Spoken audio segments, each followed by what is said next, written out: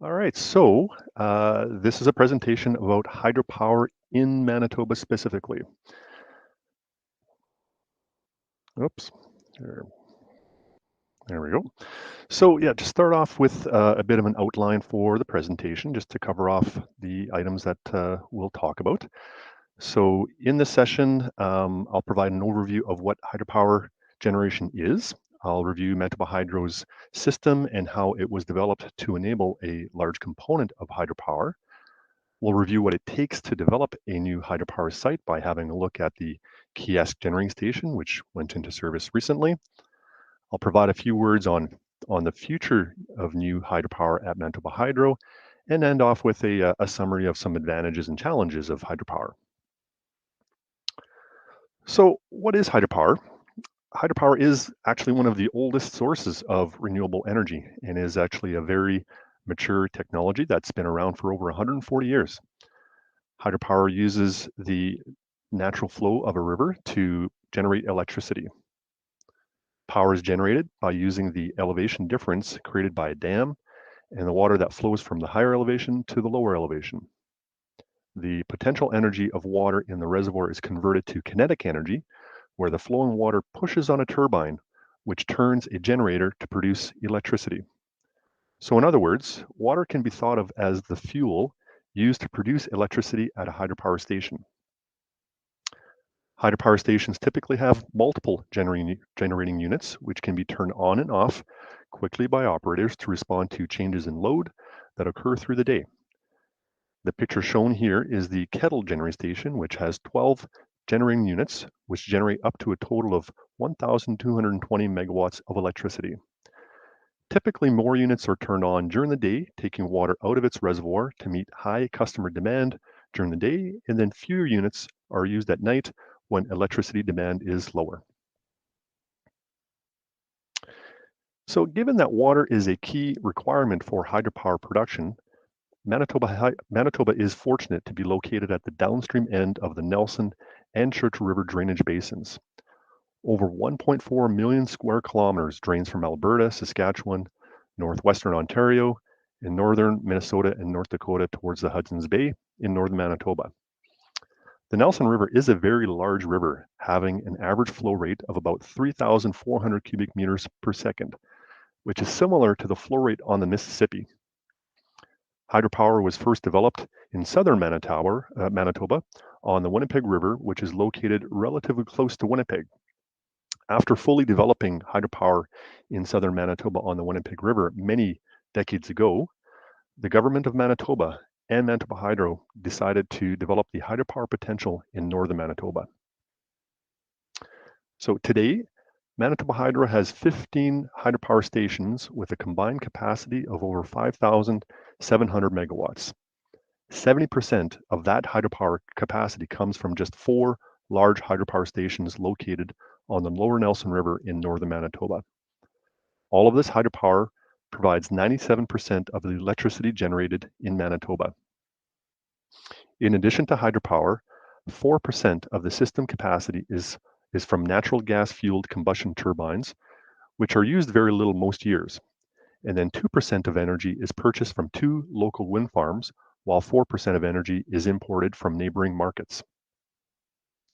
A couple of advantages of hydropower are that it is both a renewable source of generation and produces very little greenhouse gas emissions. Today, Manitoba's electricity system contributes less than 0.5% of all provincial emissions. Now, hydro does have one disadvantage, and that is that peak customer electricity demand typically happens during the winter, which does not line up with the time of year which river flows are highest. This is shown on the graph on this slide, where the blue line represents the timing of river flows, while the green line represents Manitoba electricity load. Typically, river flows are highest during the spring when snow melts and runs off and remains high through the summer, and the natural river flows are low during the winter. So for this reason, it was very important to have adequate reservoir storage with hydropower. To overcome this issue, Manitoba Hydro undertook the Lake Winnipeg Regulation Project in the 1970s to regulate the outflow of Lake Winnipeg, which is the 11th largest freshwater lake in the world.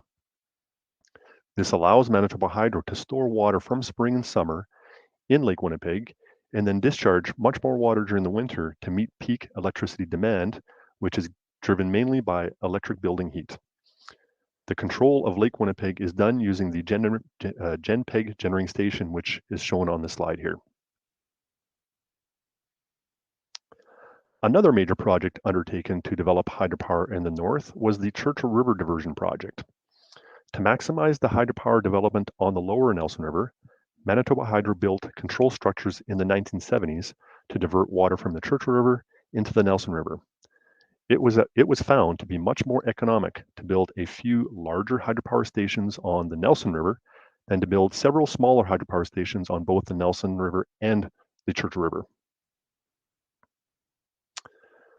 With most electricity generated by hydropower, generating enough electricity to meet demand during an extended drought can also be a challenge for hydro.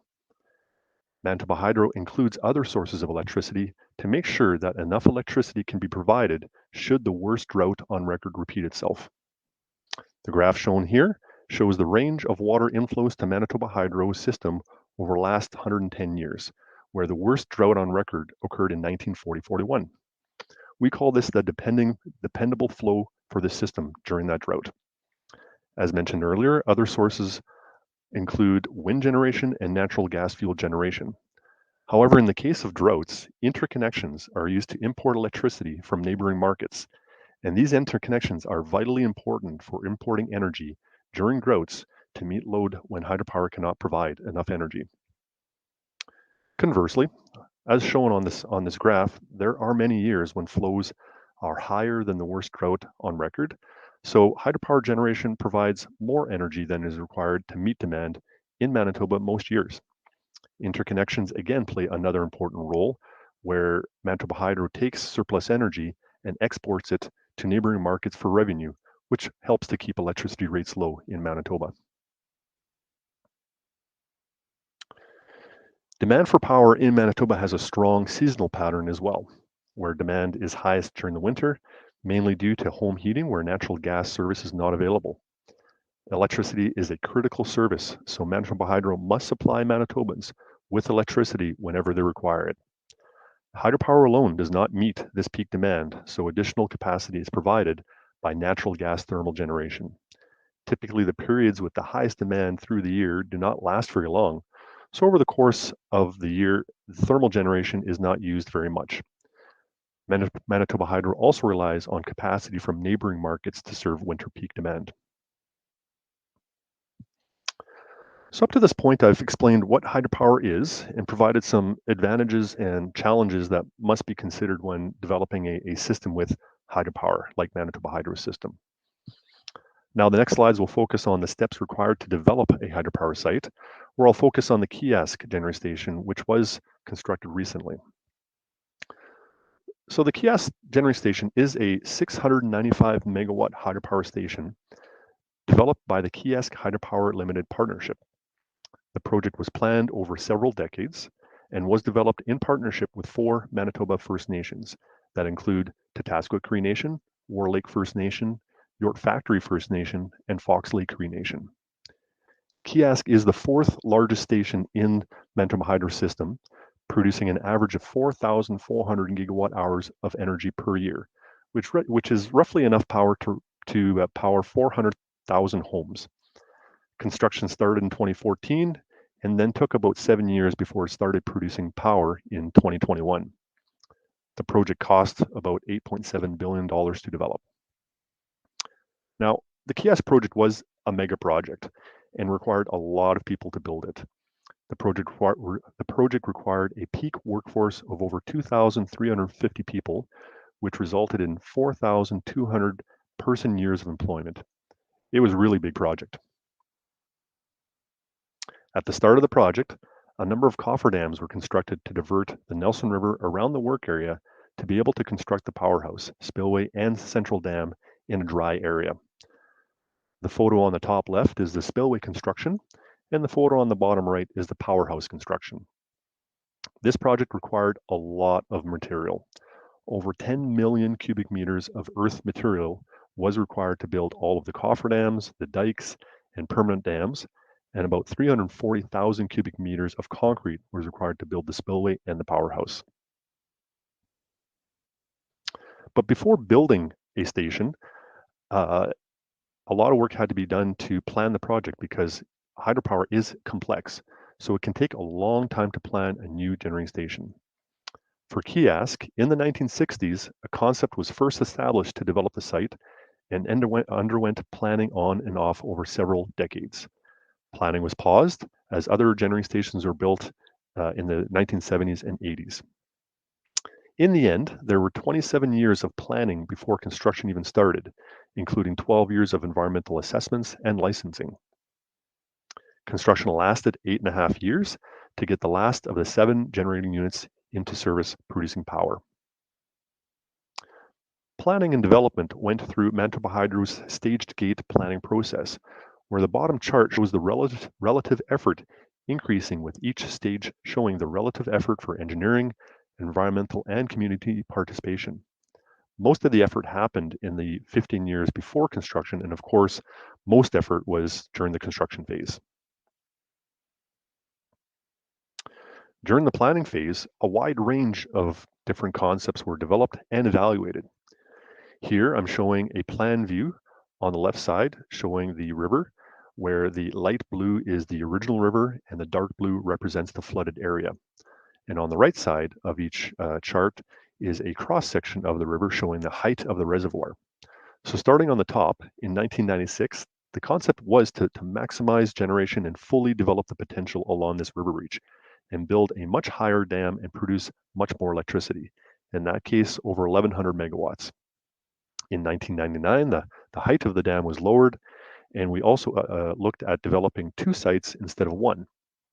And then finally, in 2002, a decision was made for the final dam height and power production to be the current project. Now, 5 different axes were also investigated for the generating station with different locations for the powerhouse and the spillway. This is a plan view of Gull Rapids where the powerhouse and the spillway and dams are located. And each axis was evaluated for cost, construction risk, earthworks, material logistics, construction schedule, and environmental impacts. Ultimately, axis number 4 was chosen. Now, most hydro projects do cause environmental impacts, and the Keeyask project flooded about 45 square kilometers of land, impacting vegetation, fish, and other wildlife. So a number of measures were planned or developed to mitigate the impacts of the project on the environment. Some of these environmental mitigation measures included placing boulders downstream of the powerhouse to create spawning habitat for lake sturgeon. We built an island in the reservoir for gull and tern nesting. Those are birds. Developing new spawning shoals in the reservoir for lake whitefish and walleye. We're about to construct marsh wetlands near the spillway and also stocking fish in the downstream reservoir. Now, today, Manitoba Hydro still has more hydropower potential that could be developed in the future. So people might be wondering if Manitoba Hydro is planning to develop more hydropower. Currently, Manitoba Hydro is developing its first integrated resource plan where a broad range of different resource options are being reviewed to respond to an evolving energy landscape. An outcome of the process is that other resource options generally appear to be more cost effective than new hydropower, and also that new generation resources could be needed faster than new hydropower can be planned and developed depending on the rate of load growth. What we are finding is that enhancing existing hydropower stations to get more power from them is both economical, so steps are being taken to pursue these opportunities. For example, generating units are being replaced at the 112-year-old Pointe-de-Bois generating station to get more power for several more years from that station. We're also studying ways to increase the capacity of generating units at the large stations on the lower Nelson River. So throughout this presentation, I've touched on a few advantages and challenges for hydropower, so I'll touch on a few more that I didn't cover off. So starting with advantages, I've said that hydropower emits very little greenhouse gas emissions when they operate. Hydropower is a renewable source of energy because it uses water instead of fossil fuels to generate power. Hydropower is a firm source of capacity for meeting peak demand. It's also quite reliable and can be depended on to provide electricity when it's needed. Hydropower has a long life, well over 70 years, and in the case of some stations, over 100 years, with other types of generation that often need to be replaced much sooner. Reservoirs enable energy to be stored between days, months, and seasons, unlike other storage technologies like utility scale batteries. And although it takes a lot of effort to build hydropower, once operational, the operating cost is actually very low. Hydropower has its challenges. I've shown that hydropower can take a long time to plan and construct. It has a very high upfront capital cost. Hydropower is often located in remote areas, so long transmission lines are typically required to bring power from a hydropower station to where the load is or where the generation is needed. Water inflows vary with seasons, so reservoir storage becomes important. Generation can be impacted by drought, so other sources of electricity are often needed to complement hydropower. And lastly, hydropower often comes with environmental impacts, so that requires thorough assessment and measures need to be implemented to mitigate environmental impacts. Mark. So that's the end of the presentation, and thank you for coming to this session to hear about hydropower in Manitoba. I believe we'll... Thank you so much, Mark. Okay, so we're going to turn it to the question and answer period now. So I'll invite you to go to the Q&A section under session and share your questions there. We have a few that have come in already, so I will start with those. Mark, we have some folks that are interested in understanding interconnection and import capability. Just to paraphrase a couple of questions that have been asked around that topic. They understand that there's been some discussions between Manitoba and Sask Power regarding to buying large amounts of energy. And they want to understand how that would be done. Would it be an HVDC line connecting to Bipole 3 into Saskatchewan, ... And understanding Mark is not a transmission expert, but perhaps you could speak to it in the context of the IRP and the planning. Sure. So yeah, certainly to bring power to our neighboring markets requires those interconnections, and there certainly are some interconnections between Manitoba and Saskatchewan, and there is some energy that is being exported between those provinces. Manitoba Hydro did recently construct a new interconnection to the United States, the Manitoba-Minnesota Transmission Project, to access and trade with that very large market. And yes, if more energy were to be provided to neighbors like Saskatchewan, obviously to get more to neighboring markets, we would need to add more interconnections. For the current integrated resource planning project, it's a starting point, and we're undertaking some high-level analysis, but we really didn't get into adding additional interconnections. We're working with our existing interconnections and what resources might we need to add for increasing Manitoba load. I don't know if that answers the question, but if there's anything more or anything missing, just let me know.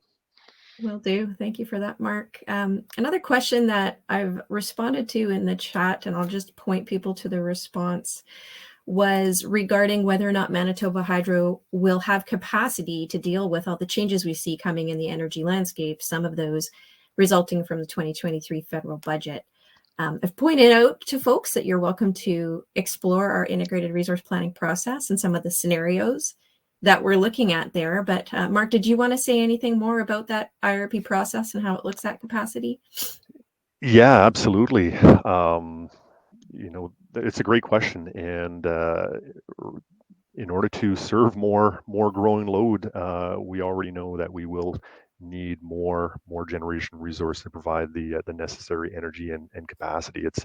I think it's a matter of how quickly that load will develop, and that is a fundamental question that we're working on with the IRP, where there are some scenarios that do include a lot more decarbonization and those assumptions. So yeah, we're solving for that kind of a problem to see what it would take for Manitoba Hydro to serve load in those scenarios. But generally, yes, we need more resources, and we would need a range of different types of resources to fulfill the load requirements.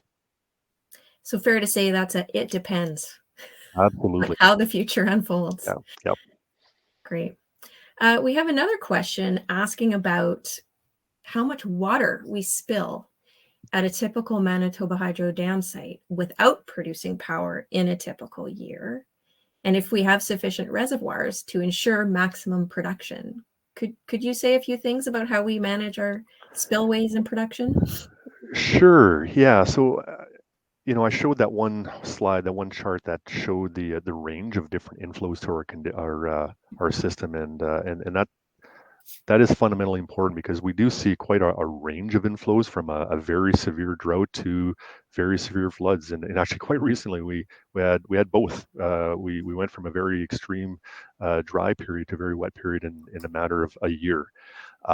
So for those sorts of conditions, we are closely managing our reservoirs, and in addition to Lake Winnipeg, it's a very large reservoir. We do have other reservoirs, so we're always trying to make sure we're keeping enough water in those reservoirs for that worst drought on record, should it happen, or should it start to be developing.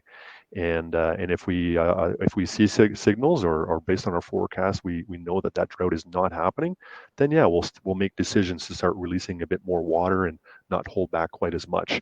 So obviously we're really just trying to minimize the amount of spill, because of course any water that we're spilling, it's not going through the generator and it's not producing electricity. So it's very much a balancing act to make sure we have enough water for drought, but also enough water that we can pass through our turbines and generate surplus energy that we can export and develop some revenue for the province. Great, thank you, Mark. We have another question about capacity, and with the growth of energy demand, if our grid, say we were in a situation where we needed to double or triple our generation, how much hydroelectric expansion capacity do we have available to support that? How much hydro capacity would we have? That's an interesting question. There's another part to the question, just to round it out. They've also asked if we would have to turn to natural gas generation to help supplement. All right. Yeah. So I mentioned, we are doing work and a lot of analysis for the integrated resource plan, and we have all of our hydropower potential in our analysis. Honestly, I can't remember the number off the top of my head, but it's several thousand megawatts of additional hydropower capacity that we could develop. There's a number of sites that we've developed concepts for and have studied, so they are there to be developed if and when it makes sense. But like I said earlier, we're seeing that if there is a need for more capacity, that it generally would be more cost effective and could be done faster by developing other types of capacity resources. And right now, that lowest cost capacity resource is a new natural gas combustion turbine. We have that already in our system, and right now, if we're based on current assumptions and current regulations that constrain our options, that would be the choice. But again, that depends on changes to regulations and the evolving energy landscape. So I think our goal here is to really keep all of our options open. So based on what you shared in the presentation, Mark, about hydroelectric development, and that it can take a while to get a hydro facility online, the fact that it's also fairly expensive capital investment, is that something that would preclude it being a solution in the near term? Yeah, again, depending on the scenario and depending on the rate of load growth, if there is a need to add capacity to our system, and that's before we can get new hydro in service, then yes, we would have to look at alternatives. We do have, thinking about our options, I think the earliest we can get a new hydro plant in service today, if we were to make a decision, would be in the mid 2030s, like 2035, 2036. That's still pretty far away, and a lot can happen from now until then. And so yes, we would have to look at other options instead. Thanks. Okay, so changing topics a little bit and looking at environmental impacts, we have a question about effects on fish.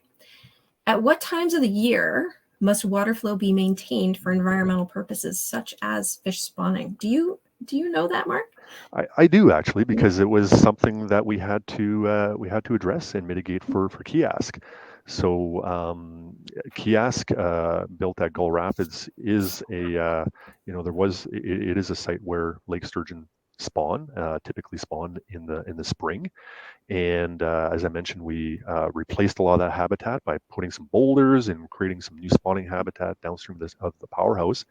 But not only does it require the right amount or the right type of habitat, it does require a certain amount of water, certain amount of flow going over that habitat.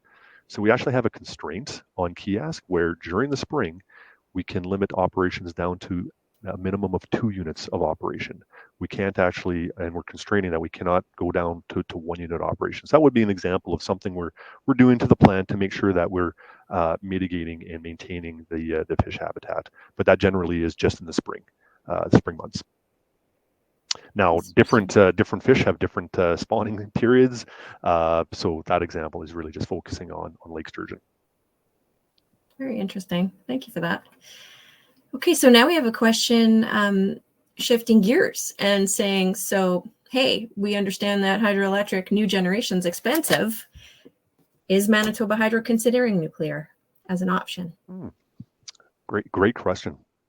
So I think I'll turn it back to the integrated resource planning that's currently underway, and right now it's we're keeping all of our options on the table and really putting all of the potential resource options into our analysis for evaluation, including small modular reactors. So and it's the first time we've spent some effort evaluating it, but we are including it in that analysis as a resource option. No decisions have been made. The intention of the IRP at this point is not to develop a preferred or a committed resource plan, but it certainly is one of those resource options that we're certainly considering and including in that evaluation process. Great. So I think that we have addressed the questions that have been placed in the Q&A so far. We have a few more minutes left together, so I'll invite anyone who hasn't asked a question yet to please go ahead and type that in. Mark is ready and willing to answer what he can.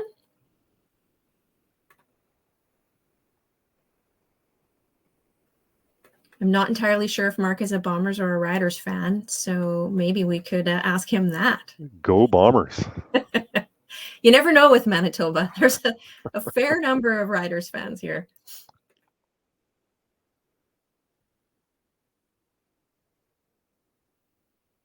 Okay, well, I'm not seeing any more questions coming through. So again, I'll just remind everybody that if you want to rewatch this session or another session, you're able to replay the videos. They'll be available for 2 weeks on this platform at the replay button on the left-hand side of your screen. I have another question coming in. It's a pretty precise question. So if you don't have the precise answer, maybe you can speak to the concept, Mark, and that's about our export capacity. And the question is, how much additional export capacity do we have? How much additional export capacity we have? Yeah, I'm not sure I understand the question. I mean, we have we have export capacity in place right now to the states in Saskatchewan and Ontario. But I don't know what's meant by how much additional capacity. We use the capacity that's available, unless it's referring to how much extra capacity that's not being used. That I really can't speak to. That becomes a complicated question with respect to, those interactions that happen on a regular basis between Manitoba and those neighboring markets. But as you noted about that integrated resource planning process, we've included in that process the consideration of our built capacity, so the interconnections we have and how much energy can move back and forth. So the consideration of what's available is in there as we think about those options. Yes, we're including the existing import and export capabilities at all of our interconnections in that analysis, because obviously in a lot of years we have surplus energy, and so it's very important to include that interaction with our neighboring markets for the range of different flows conditions, because different resource options will provide and contribute different amounts to that surplus energy. So fundamentally, our system is very much connected to our neighboring markets, and that interaction is important to consider in the planning process. So there was a clarification added here. They said this is could you add, say, another 400 megawatts to your exports to Saskatchewan? That I don't know. If it's referring to the existing line that we have in place, that I really don't know. But certainly, if another transmission line would be built, then yes, of course, more capacity could be added, but that would require constructing a new line. So, but yeah, I can't really speak to the existing allocation of transmission within the existing transmission line. Fair enough. Yeah. Mark is a planner, and he's more of an expert on the hydroelectric side. So I think we're getting that one a try. Okay, we have one more question here about pumping of water and storage of water. And they're asking, is there a possibility of Manitoba using pumping of water behind a dam to store energy? Okay, you kind of broke up a little bit there, Maggie, but I think if I understood the question was just regarding the use of pumped hydro in our system, and yeah, that is something. I mean, I'll tell you, we haven't included that in our integrated resource planning.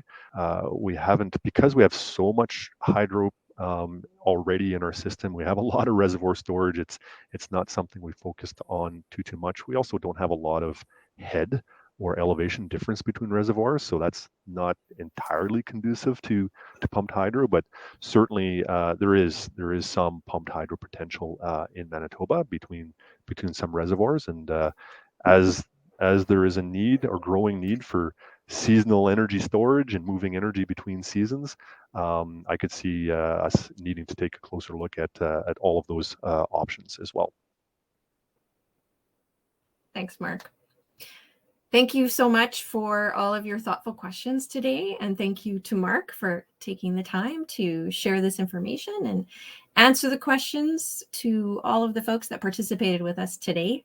We're going to wrap up now to give you time to get to the next sessions that you're interested in. And again, invite you to watch the video at your leisure and share it with whoever might be interested. Thank you and have a great day.